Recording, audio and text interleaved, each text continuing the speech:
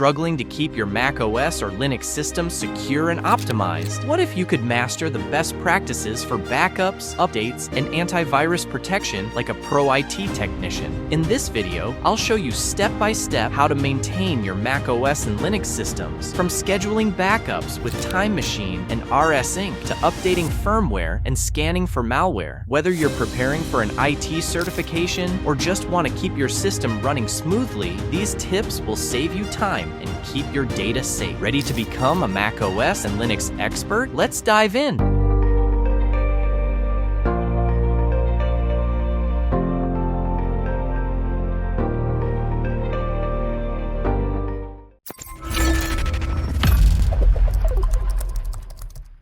The features and tools of macOS and Linux. In this course, we will look at the best practices for using operating systems, macOS and Linux. Best practices. The proper functioning of an operating system is based on rules of good practice that it is advisable to respect. Because if you use your workstation in a disorganized way or without respecting a few essential rules, you can quickly end up with a system that is not at all optimal.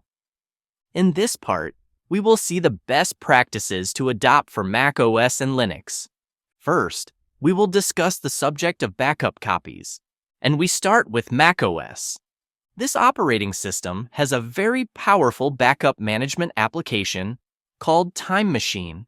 So yes, this term translates as a time machine.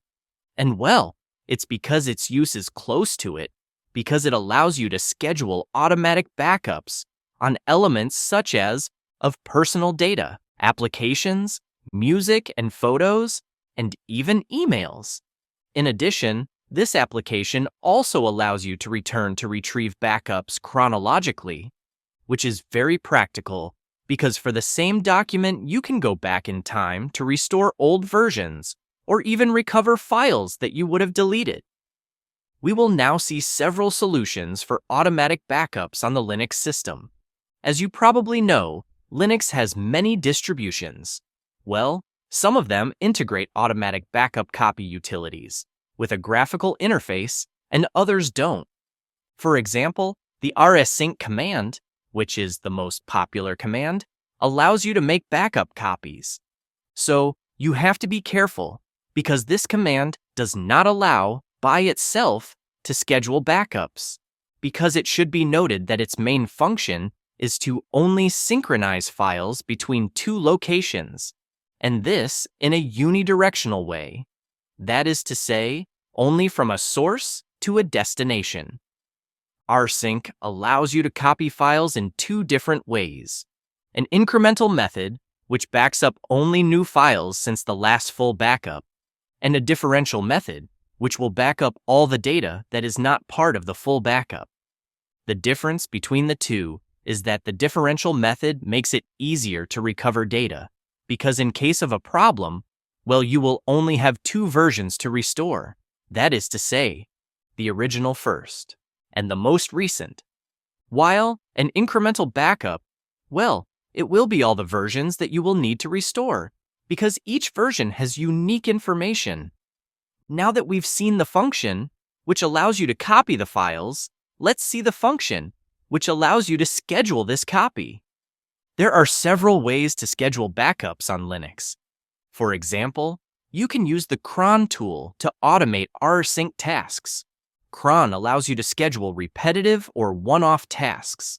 So if you're not familiar with the command utility, which may seem complicated to you, well, right after, we'll see a solution with a graphical interface.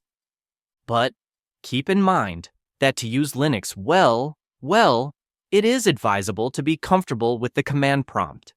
But for now, let's quickly take a look at how cron works, because we'll need it for other tasks in the rest of this course. The cron configuration is carried out either through files in crontab format or by placing scripts in folders. For example, in the folder /etc/cron.hourly/ for hourly execution, /etc/cron.daily/ for daily execution, /etc/cron .weekly/ for weekly execution, and finally /etc/cron.monthly/ for running every month. Just putting the script in one of these folders, well, it will run at a specific time. And as promised, the application that allows you to have a graphical interface in order to build secure backups is the Deja-Dupe software. So there are many others, which you can choose according to your needs, your preferences, or the Linux distribution you choose. But the advantage of the Deja-Dupe tool is that it is extremely easy to use to schedule your own backups. In addition, it allows copy backups directly to cloud services, encrypt data, and gives the possibility to recover data from multiple old backups. In fact, it's a bit like the Linux version of Time Machine. Now, let's move on to disk maintenance. Whether it's on macOS or Linux, well, you won't have to worry too much about the maintenance of disks. But we'll still see how to take care of your records. And let's start with macOS, which has a disk utility, allowing you to perform very basic maintenance on your disks. To check and repair a disk, simply click on the SOS button. This will allow the utility to inspect the disk for any errors. Then, the application will repair the disk if possible. Then, for Linux, the utility is File System Check, FSCK, which is a tool to check the integrity of data, but also, in some cases, to repair it. So you should know that in order to use it, it is imperative that the partition is not mounted.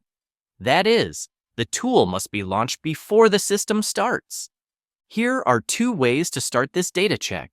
You can use the touch/force fsky command, which allows you to force it to run when the system starts. It will therefore launch just before the system partition is mounted. Or you can use a live CD or a live USB, which is a medium containing the operating system. This allows you to boot your PC directly on it without installing anything on the hard drive. Here, as the computer boots on the operating system on the CD or USB key, it is possible to unmount the hard disk containing the operating system and thus use the data verification function, FSCK. We will now see the update of the system and its applications. On macOS, OS and application updates are managed centrally and automatically. You can check for app updates in the App Store, and if you want, even if it's not recommended, it's that you can turn off automatic updates to take care of them manually. On the Linux side, one of the big advantages is that it uses a package manager, allowing you to install or uninstall software, but also to keep it up to date. There are two orders depending on the distribution. We have APT for Debian-based distributions, such as Ubuntu or Kali. For example, here are the three most used commands: apt-get update to check if any updates are available, apt-get upgrade that updates applications and the operating system, and finally, apt-get install, which allows you to install a specific application. For Red Hat, CentOS or Fedora distribs, the DNF command is used. And, like APT, here are the two commands to know: DNF upgrade to check if any updates are available and install them afterwards, and DNF install plus, to install a specific application. There is also the possibility to manage installations and updates using a graphical interface, as for example, with the Discover application, which is available on Ubuntu. Now let's move on to updating the firmware and drivers. The good news is that on systems such as macOS or Linux, the vast majority of drivers are included in what is called the operating system kernel.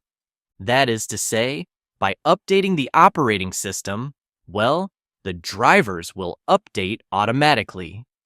And to finish this course, we're going to talk about antivirus and anti-malware on macOS and Linux systems. Unlike Windows, there is no antivirus installed by default on these two operating systems. Because we have to admit it, it's that we generally find fewer viruses on macOS and Linux systems, even if this does not mean that the threats are non-existent. So, it is important to remember that the virus signature database must always be updated, and this good practice is valid regardless of the OS. On the side of a macOS system, well, Apple's security policy is to always correct security flaws in its OS updates, because it is by offering an operating system that is always up to date that Apple believes that antivirus software is not necessarily necessary. And for Linux, well, there is a solution, very popular on the command line, which is the free and open source antivirus ClamAV. Here are 2 commands you need to know to use it. The freshclam command is used to update the virus database, and the clamscan r/ command allows you to start a scan of the entire hard disk. The R indicates that the scan is done recursively, and the / simply indicates the root of the disk. And if you use the clamscan command without setting an option, then it will have the effect of scanning only the home folder. You can also automate the process of updating the antivirus database using the cron task scheduler that we saw at the beginning of the course. To do this, simply place a script running the freshclam command in the /etc/cron.hourly/folder for execution every hour, or a script to run the clamscan r/ command in the /etc/cron.weekly/folder to perform a weekly scan of the entire system. And finally, if you prefer to use a graphical interface, then you can use the clamtk tool, which is based on the ClamAV command.